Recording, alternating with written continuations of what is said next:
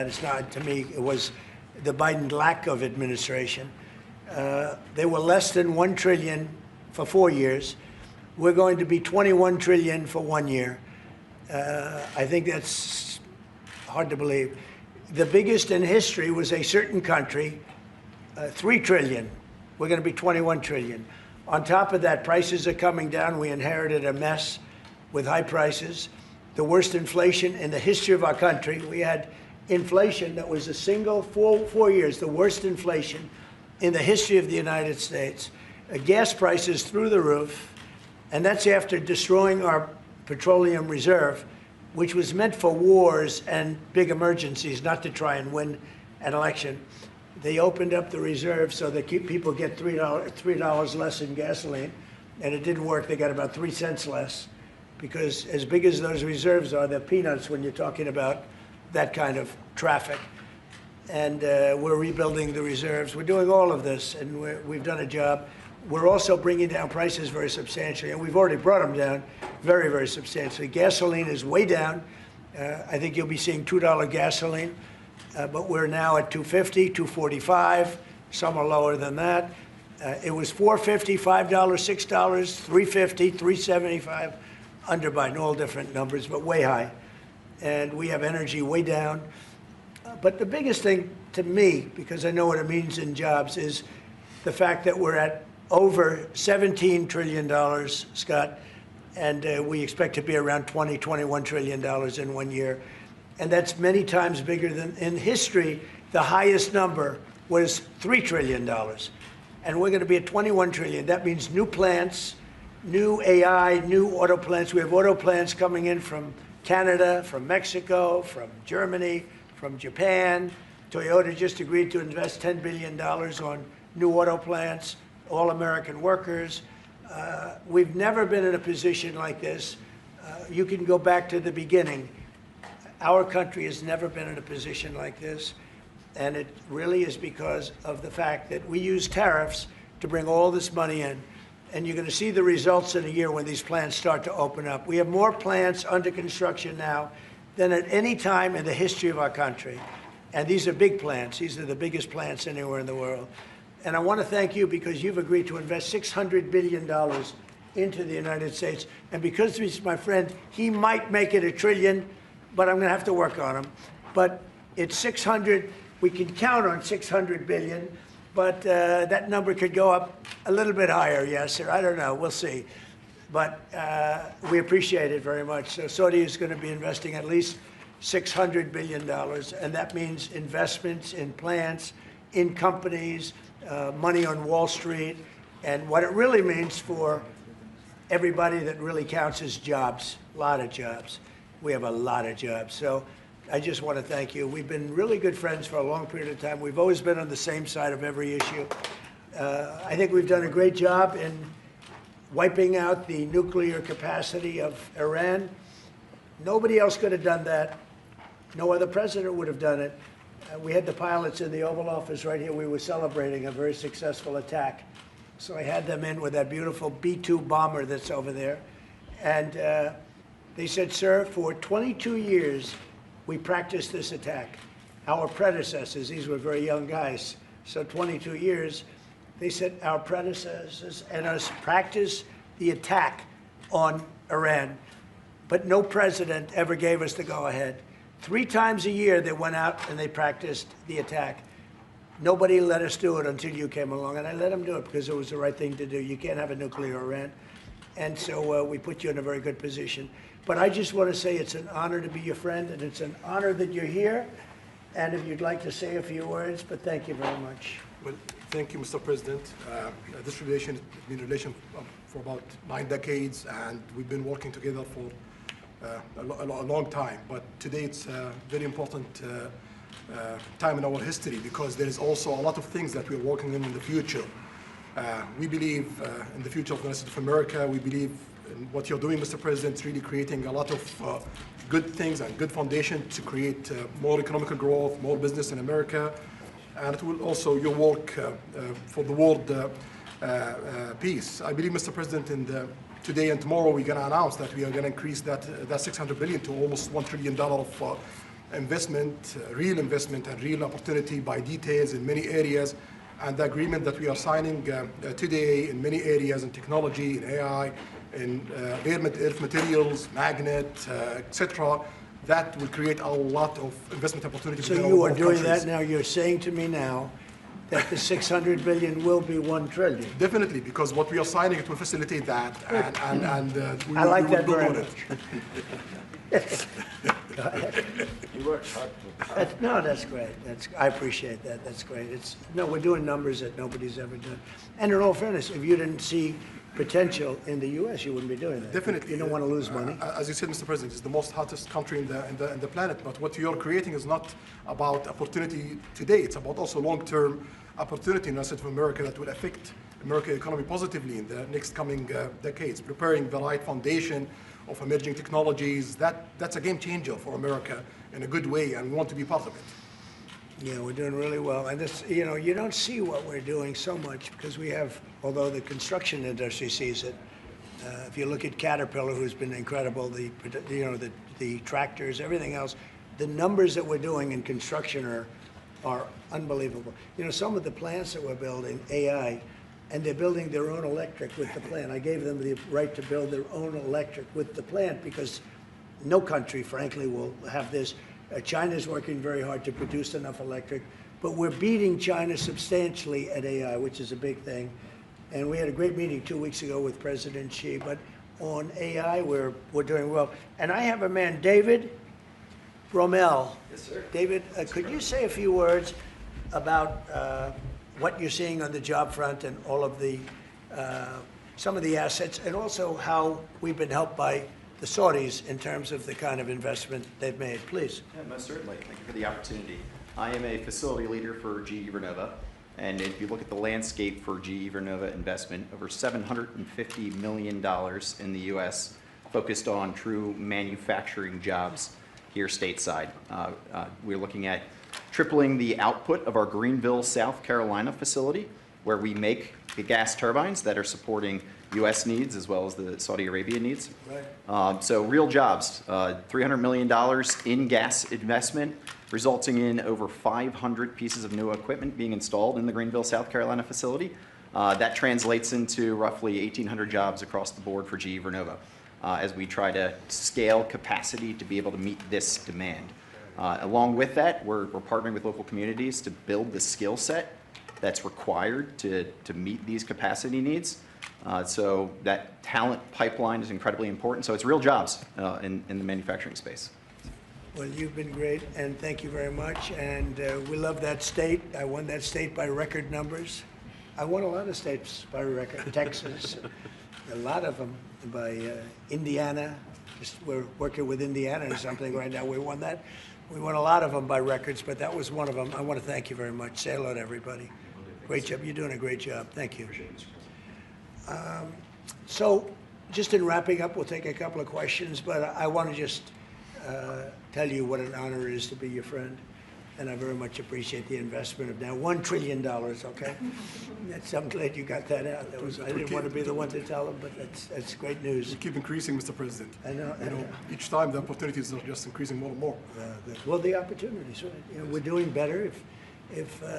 Even if you look back 6 months ago, I mean, now all of a sudden you feel even better. So, and I think we're only going to go in one way. Does anybody have any questions? Mr. President, have you approved the export licenses for advanced chips to Saudi Arabia?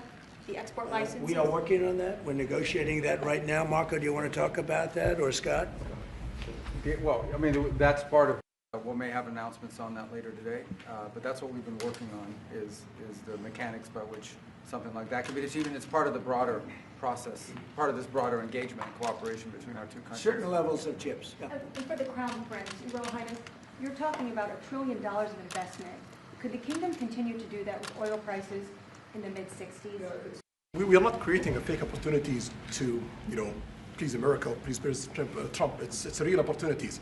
For example, when you ask about the AI and the chips, Saudi Arabia have a huge demand of, a huge need of computing power, and we're going to spend in the short term around $50 billion by consuming those semiconductors for our needs in in Saudi Arabia. And with the agreement that we're going to have with the United States of America, that will allow us to focus that consuming power in short term by $50 billion from the States of America, and long term with hundreds of billions of dollars in the long term. So there's a lot of real opportunities that fit to our need in Saudi Arabia and fit to our investment strategy. Mr. President, is it appropriate, Mr. President, for your family to be doing business in Saudi Arabia while you're president? Is that a conflict of interest? And Your Royal Highness, the U.S. intelligence concluded that you orchestrated the brutal murder of a journalist. 9/11 families are furious that you are here in the Oval Office. Why should Americans trust you? And the same to you, Mr. President. Now, who are you with? I'm with ABC News, sir. You're with who? ABC News, sir. Fake news, ABC fake news, one of the But the worst, question is one of the legitimate, worst sir. in the business. But I'll answer your question. Thank you. I have nothing to do with the family business. I have left, and when I've devoted 100% of my energy. What my family does is fine. They do business all over. They've done very little with Saudi Arabia, actually. I'm sure they could do a lot. And anything they've done has been very good. That's what we've done. We've built a tremendous business for a long time. I've been very successful.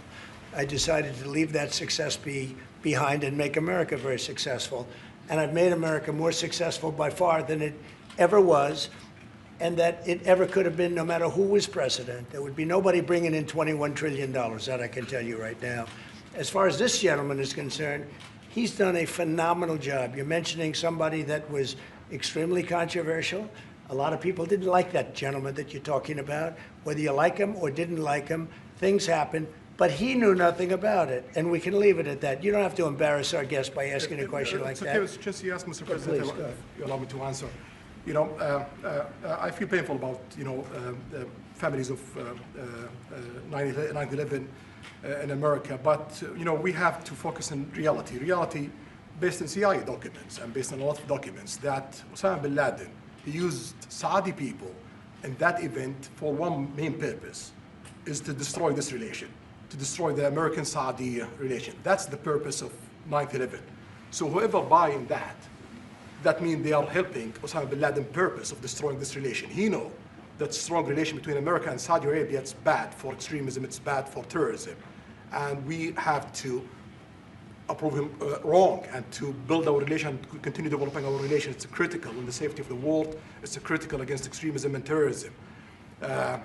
About the journalists, it's really painful to hear, anyone that been losing his life for, no real purpose or not in a legal way. And it's been painful for us in Saudi Arabia. We've did all the right steps of investigation, etc. in Saudi Arabia, and we've improved our system to be sure that nothing happened like that. And it's painful and it's a huge mistake, and we are doing our best that this doesn't happen again. Mr. President, Mr. President, this side, Mr. thank President. you, Mr. President. The Crown Prince has been instrumental in helping lifting the sanctions on Syria. Will there be any joint investment between the U.S. and Syria? And will you visit Damascus? Are you from Syria? No, but Where are you from? I'm from Palestine. Oh, you're making a lot of progress, huh? Very good. Well, they like me. The Palestinians like me. The Palestinians are doing very well, actually. I think we're working very closely with a lot of people that make everybody happy, including Israel, the Palestinians, and everybody. That's very interesting. No, I think that I will tell you, the Crown Prince called me, and he specifically asked me if I would lift the sanctions on Syria, because he wants to see Syria make it. As you know, the leader of Syria was just here, and we had a great meeting, and he's a strong guy, and I guess you need a strong person to run it. And I think Syria's made tremendous progress. We did lift the sanctions at the request of the Crown Prince. Also, the president of Turkey, Erdogan, called me specifically. He said, if you don't lift the sanctions, Syria doesn't have a chance. If you do, they have a very good chance. And between the two of them and some others, I lifted the sanctions. And the results so far have been pretty good. President, can I ask you a question about the F-35s that are being sold to Saudi Arabia?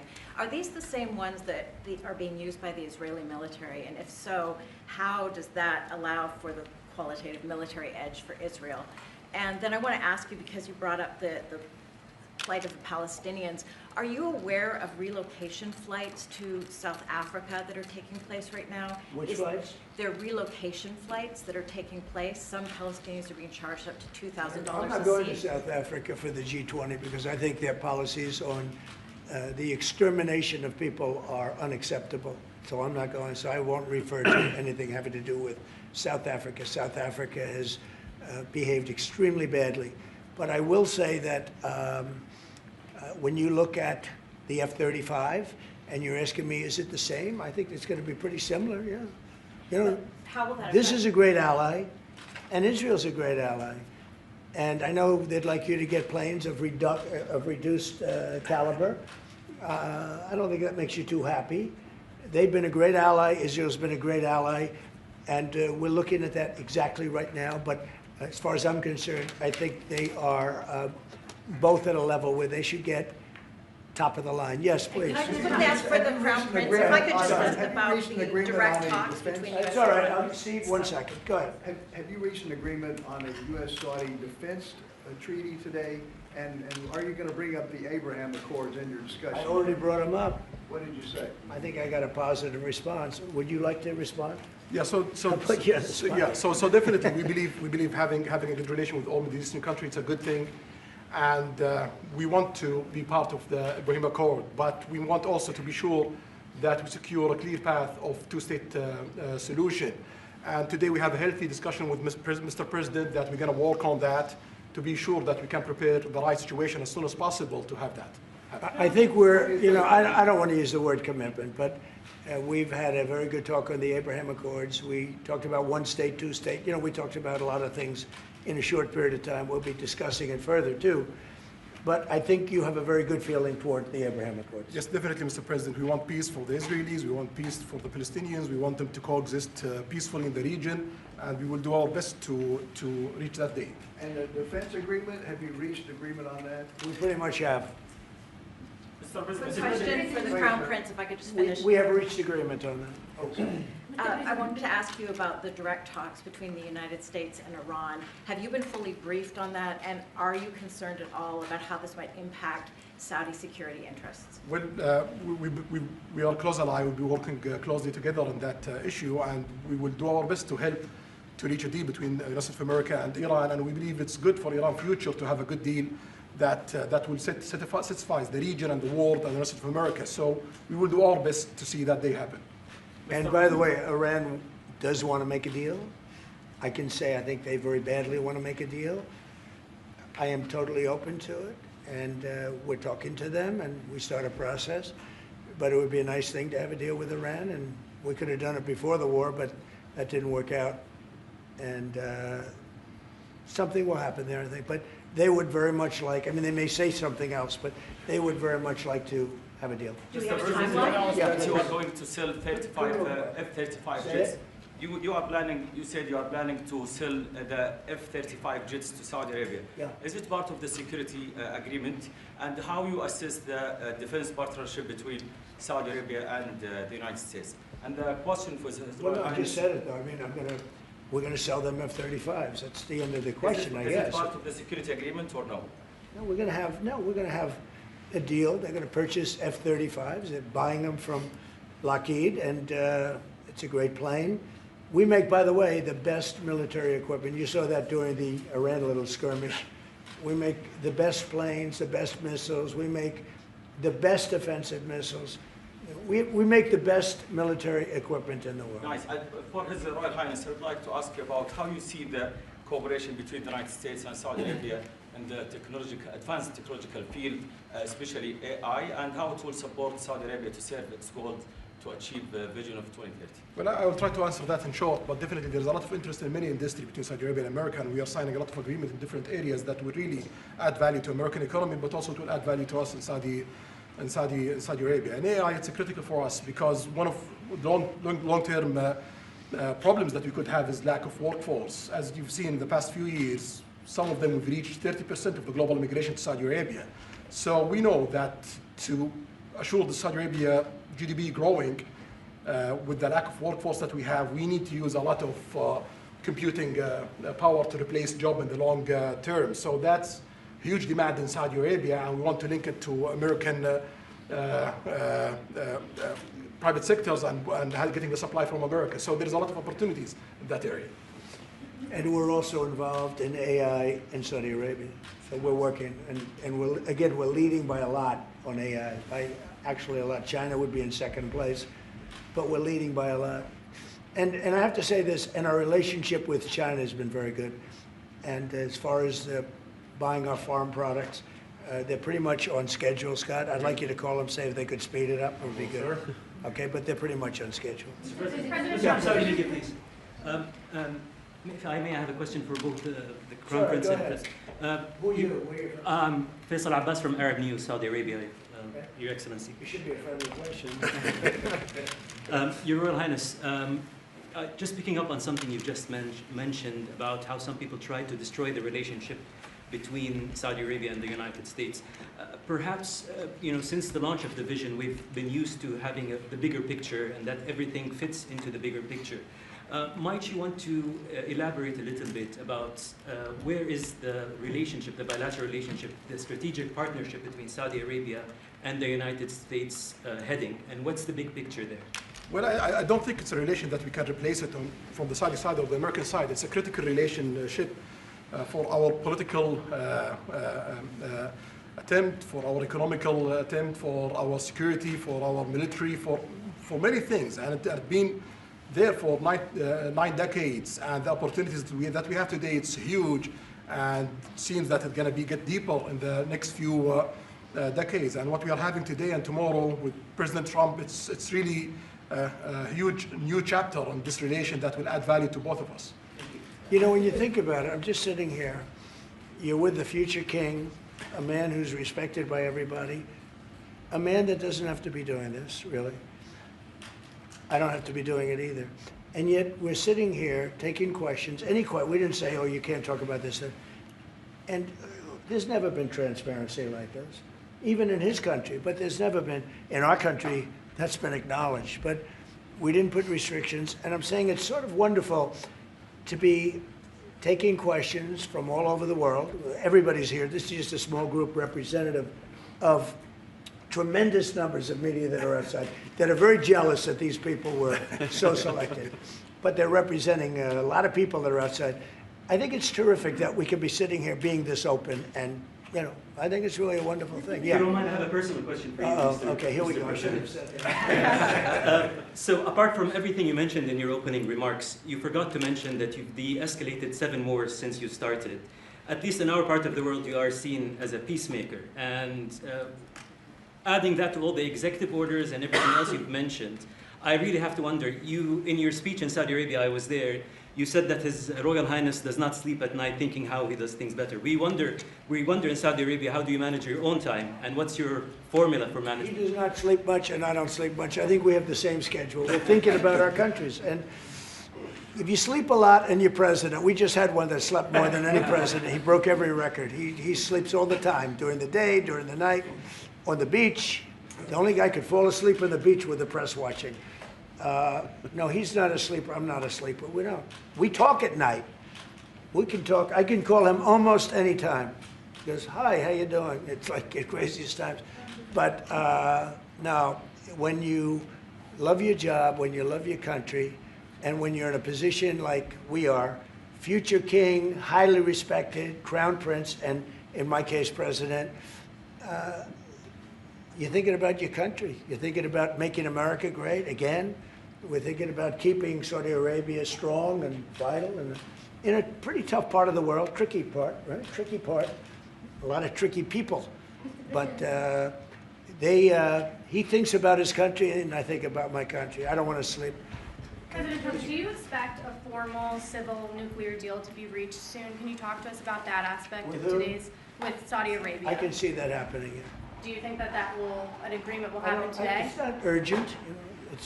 it's always, when you have civil nuclear, but you have more oil than almost anybody else.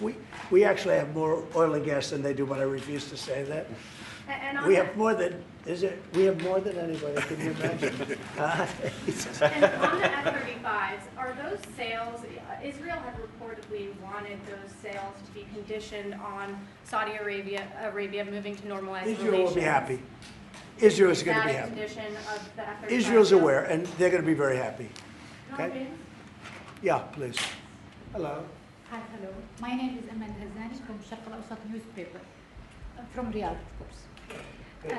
I have a question for the Crown Prince and for you, Mr. President. Crown Prince of Saudi Arabia, how much you expected from developing the cooperation with the United States in the field of new energy, AI, supply chain? How much you expected from that? No limit. We just continue pushing forward. There's no limit. So we just push forward for all the opportunities that we have. This is, you have to understand, this is really a great ally. Just the fact that they're now doing, I came in here at 6, I did not know that. I was pushing for the 1 trillion, but he didn't tell me that. Now he told me. This is a great ally of ours. You know, when you invest $1 trillion, that's national security for us too, because it creates jobs, it creates a lot of things. And I would say, Scott, right, when you hear one country is putting $1 trillion into the United States, that creates national security. And, you know, I think that they don't have to say that, but I think a big part of that is also the fact that tariffs are in play. But even beyond tariffs, that's a real ally that will do that. Creates a lot of power for the United States. Mr. President, we are also in Saudi Arabia very happy because this much of Saudi money is a function here, and of course it's come back for us for benefits. So it's complementary interest. So this is the I think what's different the friends and ally do. Well, look, I love the country of Saudi Arabia. I know the people very well. The level of treatment that we go when we go to Saudi Arabia is something that is incredible. And the people like us, and I think they really like America, especially when I'm president. I mean, I don't think they liked America so much maybe for 4 years recently. I think Obama treated Saudi Arabia very, very badly, as you know. And I think Biden didn't have any idea where the hell he was. So I don't think Biden knew the difference. How would you describe the future relationship with Saudi Arabia? I mean, from the strategic aspects, how would you describe the relationship is with? Yeah, the of economic. I would say politics top of and the line. leadership. It's as good as it can. I don't think it can get much better. We have a country that trusts us, and that's why they make that investment. If they didn't trust us, they couldn't make that investment. And we trust them.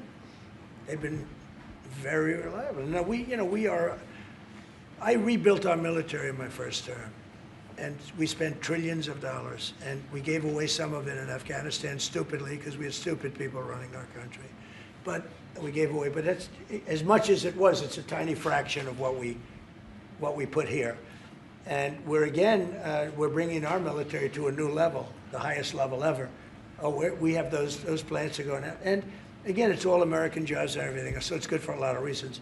But as far as Saudi is concerned, no, I don't think our relationship could be better. I don't think they had a great relationship under Biden, and I don't think they had a great relationship under Obama. But they have a great relationship under Trump. When we did the Presidential Walk of Fame, you saw that, right? And we're walking, and I asked the Crown Prince, so outside of Trump, because I blow everyone away, who was the best president for Saudi Arabia? And you could, maybe, it's an interesting answer, I don't know. Roosevelt, who started it, which is a Democrat. And Reagan, he's one of the historical presidents that have close ties with Saudi Arabia. But we've worked with all presidents. Does Trump blow them all away? No, it's another league, Mr. President. Thank you. Mr. President, And Trump doesn't give a fist pump. I grabbed that hand. I don't give a hell where that hand's been. I grabbed that hand. Remember Biden? He travels for 20 hours, gets out, and he gives a fist bump. No. When you get out of the plane and you got the future king and a man who's one of the most respected people in the world, you shake his hand. You don't give him a fist bump, right? We don't want to ask you about that, but I can't imagine you were thrilled. You were like a little bit surprised. He's a fantastic guy. You don't do that. Yeah, please. we're getting closer to the end of the year. Have you started the interviews for the Fed chair? Yes. Who have you interviewed? I think I already know my choice. Who is it? Well, I liked him, but he's not going to take the job. He refused. You like Treasury better, right? Much better, sir. So we are talking to various people. And frankly, I'd love to get the guy currently in there out right now. But people are holding me back. He's done a terrible job, hurting housing a little bit. The truth is, we've been so successful, we've blown past his interest rate stupidity. He's been wrong. That's why I call him too late. He's too late. Jerome Too Late Powell. He was recommended to me by a guy that made a bad choice. And it's too bad. But despite that, it's having very little impact because we have all of these things happening.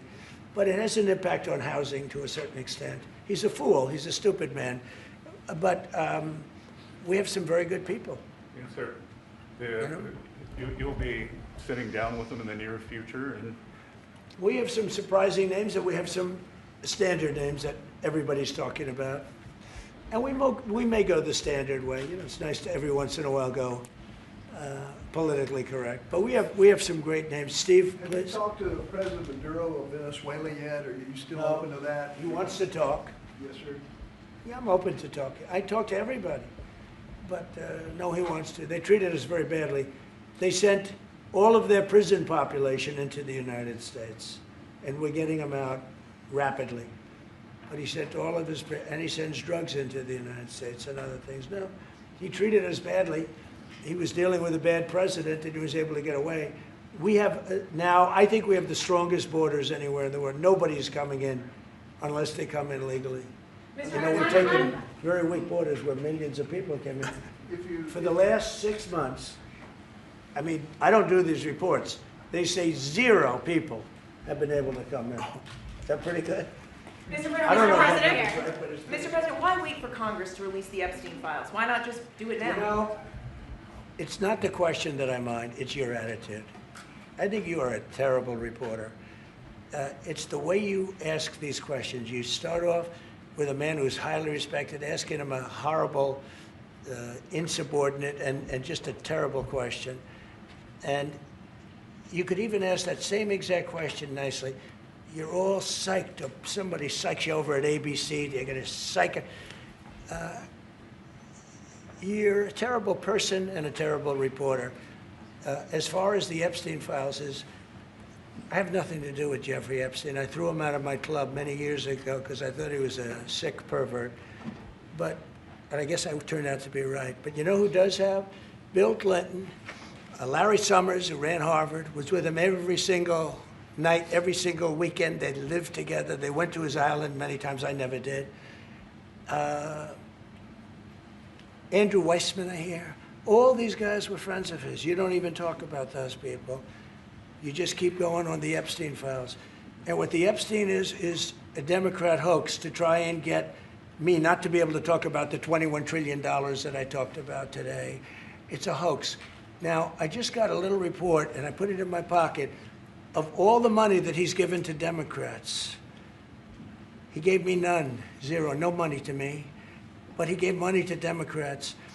And people are wise to your hoax. And ABC's, your company, your crappy company, is one of the perpetrators. And I'll tell you something. So why not just sign it now? I think the license should be taken away from ABC because your news is so fake and it's so wrong.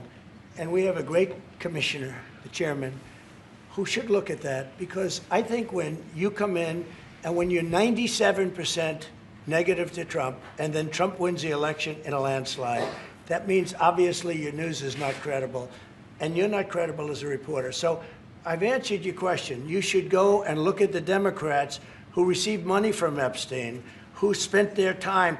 Larry Summers was with him all the time. That creep, the fund guy, was with him all the time. What's his name? Who? Reid Hoffman. I don't know Reid Hoffman, but I know he spends a lot of money on the radical left. Reid Hoffman, in my opinion, should be under investigation. He's a sleazebag. And those are the people, but they don't get any press, they don't get any news, and you're not after the radical left because you're a radical left network.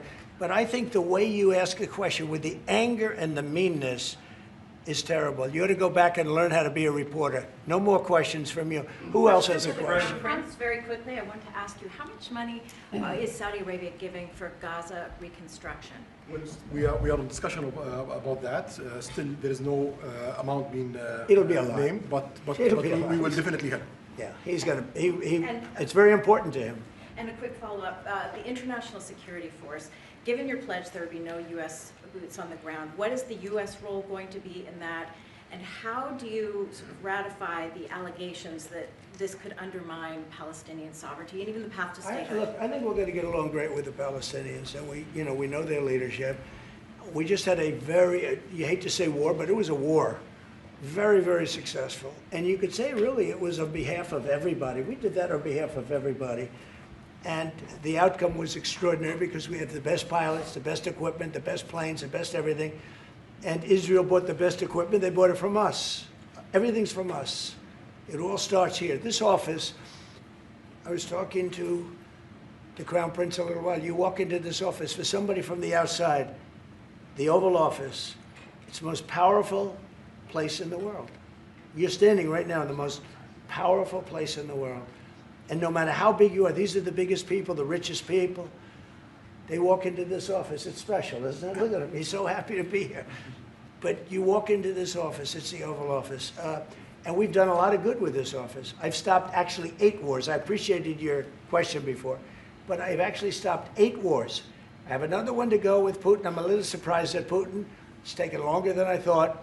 But we stopped India and Pakistan. I could go through the list. You know the list better than I do.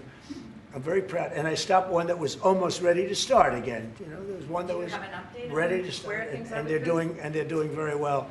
So and it all took place right here in the Oval Office, whether by telephone or whether they came in. Many of these leaders have come in, and they signed their peace deals right here in the Oval Office.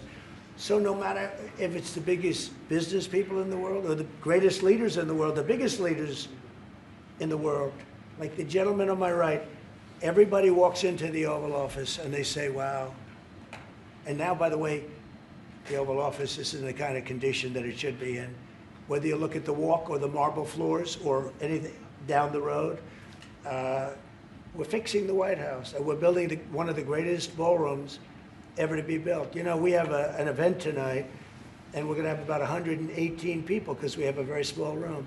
For 150 years, they've wanted a ballroom, and now you're going to get a great ballroom. And I have to say, I probably made a lot of enemies because in your honor, we're having a dinner tonight, a beautiful dinner tonight, and we have a very small room, right? It's called the East Room, and it's beautiful, it's lovely, but it's like for a little cocktail before you go into a ballroom. It's a very small room. They've wanted a new ballroom for 150 years. We could have sold the big ballroom out 3 times in honor of this gentleman. So I made a lot of enemies because I have a lot of people that are invited tonight or are unable to come because of the size constraint. But you know what we'll do before I leave office? We'll have another dinner because we'll have it ready long before I leave office, and it's going to be beautiful. It's a very popular thing what we're doing. And by the way, no government funds. It's all put up private money, all private money. And in the case, I think there's a restriction on foreigners. Otherwise, I could have asked you just for a check, okay? But there's a restriction. These are all private individuals that put up a lot of money to build the ballroom. Not one penny is being used from the federal government. So it's really a nice thing. But I look forward to it. I just pointed it out. This would be a perfect night to have that ballroom open, Susie. If we had that open, we'd have a lot of people very happy. Right now, we have a lot of unhappy people because they all want to be with us tonight to honor this great man. Thank you all very much. Thank you, Press. Thank you, Press. Thank you, Press. Everybody out. Let's go. Thank you, Press. Let's go. Thank you, Press. Let's go. Thank you, Press. Let's go. Let's go. Thank you. All right, guys, start moving. Thank you. Please break down outside. Press, let's go. Thank you, Press. Thank you. Thank you, Press. Thank you.